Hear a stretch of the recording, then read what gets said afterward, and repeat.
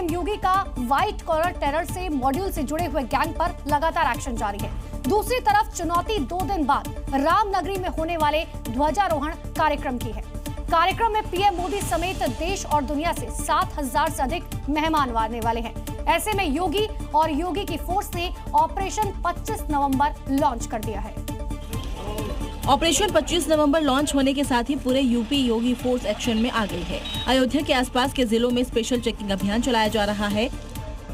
दिन हो या रात पुलिस का चेकिंग अभियान नॉन स्टॉप जारी है। बॉर्डर एरिया को सीसीटीवी से लैस कर दिया है तो नेपाल बॉर्डर से आने वाले हर शख्स की जांच की जा रही है, यानी पेट्रोलिंग और गश्त के साथ चूक की कोई गुंजाइश नहीं। न सिर्फ बॉर्डर एरिया बल्कि रामनगरी में 5 लेयर सिक्योरिटी नजर आ रही है। वॉच टावरों पर तैनात सुरक्षा कर्मी हर पल चौकन्ने हैं तो बम डिस्पोजल और डॉग स्क्वाड की टीम पूरे इलाके में एक्टिव दिखाई दे रही है। घर हो या दुकान, सड़क पर खड़ी गाड़ियां हो या निजी वाहन, मेटल डिटेक्टर से जांच हो रही है। इतना ही नहीं, एटीएस और सीआरपीएफ कमांडो भी तैनात किए गए हैं। मंदिर में आने वाले हर शख्स की entry door frame metal detector से होकर ही हो पाएगी। योगी फोर्स की मिशन 25 नवंबर के तहत हर तरफ ऐसा पहरा है कि बुरी नजर रखने वाले कभी अपने नापाक मंसूबों में कामयाब नहीं हो पाएंगे। 25 नवंबर को अयोध्या के इतिहास में एक नया अध्याय जुड़ेगा। इस दिन भव्य और दिव्य राम मंदिर निर्माण के पूरे होने की घोषणा होगी और उसी दिन से राम मंदिर के शिखर पर धर्म ध्वज लहराएगा। इस आयोजन को लेकर साधु और संतों में गजब का उत्साह है। वो इसे सनातन के लिए बड़ा दिन बता रहे हैं। और बताए भी क्यों नहीं, आज अयोध्या में प्रभु श्री राम का मंदिर अपनी पूरी भव्यता के साथ खड़ा है। अब 25 नवंबर को इस मंदिर में धर्म ध्वजा की स्थापना होने जा रही है। इसको लेकर साधु संतों में गजब का उत्साह है। उन्हें लग रहा है कि धर्म ध्वज ही हिंदू राष्ट्र की पहली नींव है। अयोध्या में राम राज की स्थापना हो चुका है। जब से हमारे योगी मोदी जी आए तब से भव्य और दिव्य अयोध्या ही नहीं भारत विश्व गुरु बन चुका है। अयोध्या में प्रभु श्री राम के मंदिर पर फहरने वाला धर्म ध्वज आस्था, संघर्ष और संकल्प के एक नए युग का शुभारंभ है। एक ऐसा क्षण जो भारतीय सांस्कृतिक चेतना और सनातन परंपरा के गौरवशाली अध्याय को और अधिक दिव्य स्वरूप देगा। तभी तो आध्यात्मिक गुरु रामविलास वेदांती कह रहे हैं कि 25 नवंबर 2025 एक ऐतिहासिक दिन होगा। जिस दिन राम लला के मंदिर के शिखर पर भगवा ध्वज, केसरिया ध्वज लहरा दिया जाएगा, भारत के संविधान में भारत को हिंदू राष्ट्र घोषित करने की प्रक्रिया प्रारंभ हो जाएगी। अयोध्या में राम मंदिर के शिखर पर धर्म ध्वज की स्थापना केवल एक धार्मिक आयोजन नहीं बल्कि सदियों की प्रतिष्ठा, विश्वास और श्रद्धा की विजय का प्रतीक है।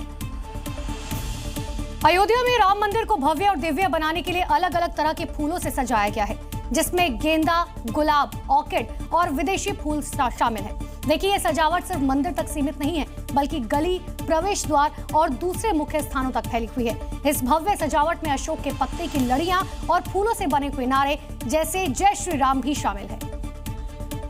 यही कारण है अयोध्या में हर तरफ उमंग है, उल्लास है। राम मंदिर के निर्माण के पूर्ण होने का जश्न है। ऐतिहासिक ध्वजारोहण से पहले रामनगरी फूलों की बगिया बन गई है। दिल्ली, कोलकाता, नासिक और बेंगलुरु से फूल मंगाए जा रहे हैं। विदेशों से मंगाए गए फूल भी यहाँ अपनी खुशबू बिखेर रहे हैं।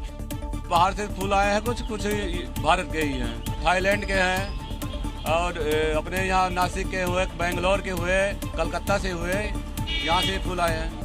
25 नवंबर का कार्यक्रम दिव्य हो सके, इसके लिए थीम आधारित डेकोरेशन, झूमर, आर्च और पुष्पमालाओं के माध्यम से मंदिर परिसर को अलौकिक रूप दिखाया जा रहा है।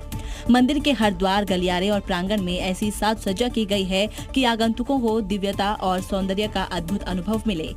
अयोध्या के चौक चौराहे, प्रवेश द्वार भी पुष्प सजावट से जगमगा रहे हैं। यहाँ आने वाले भक्त जैसे ही शहर में प्रवेश करेंगे, उनका स्वागत रंग बिरंगे फूलों की मनमोहक खुशबू से होगा। उधर अयोध्या में धर्म ध्वजा फहराने की तैयारियां हैं। उधर पश्चिम बंगाल में कुछ और ही चल रहा है। कथित बाबरी मस्जिद पर विवाद एक बार फिर से चरम पर है।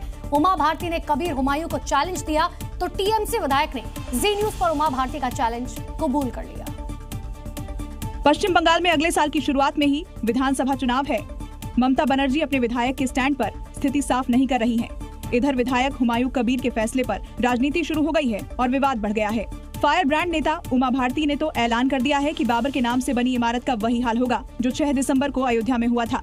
उमा भारती के इस पोस्ट के बाद बाबरी मस्जिद बनाने पर अड़े हुमायूं कबीर ने जी न्यूज से कहा कि उनका चैलेंज स्वीकार है।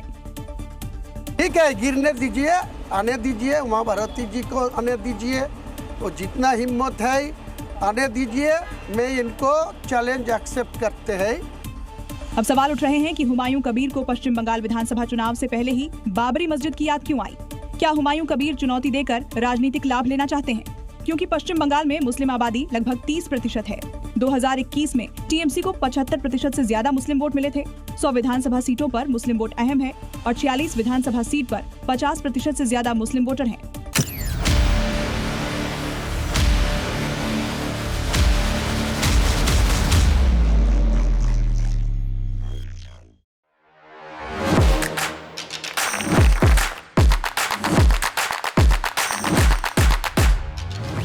Please welcome Dr. Subhash Chandra. And habit can be micro, macro. 66 times if you repeat the same thing, it becomes your habit.